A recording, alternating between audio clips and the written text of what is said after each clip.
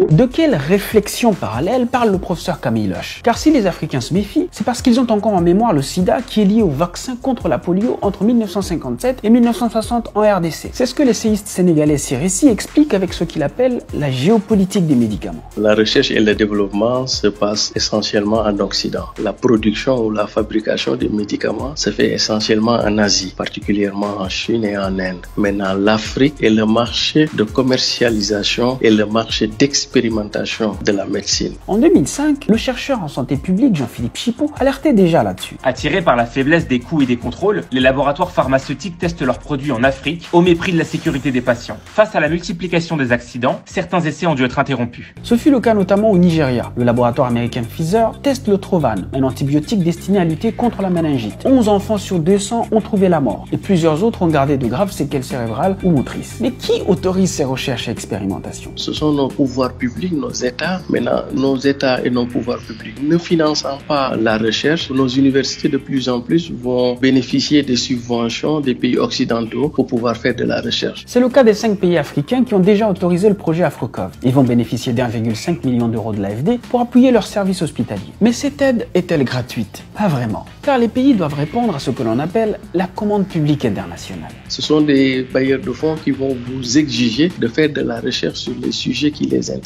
particulièrement. Et cela dure depuis des décennies. Dans un article co-publié en 1999, 4 chercheurs français faisaient une étrange remarque. Sur les 1450 nouveaux médicaments commercialisés entre 1972 et 1997, 13 étaient spécialement pour les maladies tropicales et considérés comme des médicaments essentiels. Pourtant, ce sont elles qui tuent le plus en Afrique. Et je vais vous donner juste un exemple. Ici, en Afrique, la maladie qui tue le plus, c'est le paludisme. Mais pendant longtemps, la communauté internationale, ce qui l'intéressait, c'était la recherche sur le VIH-Sida, même si le Sida aussi fait des ravages. Puisqu'on parle du Sida, revenons donc au cas des prostituées dont parle le professeur Jean-Paul Mira. De juillet 2004 à janvier 2005, le laboratoire américain Gilead Sciences, financé par les États-Unis et par la fondation Bill et Melinda Gates, fait tester l'antiviral tenofovir sur 400 prostituées camerounaises. Les volontaires, souvent francophones et illettrés, ont reçu une information écrite en anglais. Certaines femmes pensaient même qu'on leur administrait un vaccin. Ces manquements éthiques graves seront dénoncés et les essais cliniques interrompus. D'après Jean-Philippe Chipeau, ces dérives révèlent comment les industriels du médicament utilisent les populations du Sud pour résoudre les problèmes sanitaires du Nord. Mais comment se fait-il que depuis plus de 60 ans, des pays dits indépendants n'aient pas mis en place des mécanismes solides pour contrôler l'activité des laboratoires? Pratiquement, nos pouvoirs publics, nos États ont plus ou moins abandonné le secteur de la santé. Pour comprendre, il suffit de s'intéresser au budget des ministères de la Santé de certains pays subsahariens. Presque 40 à 50% de ces budgets-là proviennent des ressources extérieures. Donc en Afrique, pendant longtemps, on a une logique ou une tendance de considérer le secteur de la santé comme un secteur de rentrée de fonds, davantage qu'un secteur de santé publique. Avant même de parler de vaccins, limitons-nous simplement au dépistage. Qui s'occupe des tests du Covid-19 au Sénégal? L'Institut Pasteur.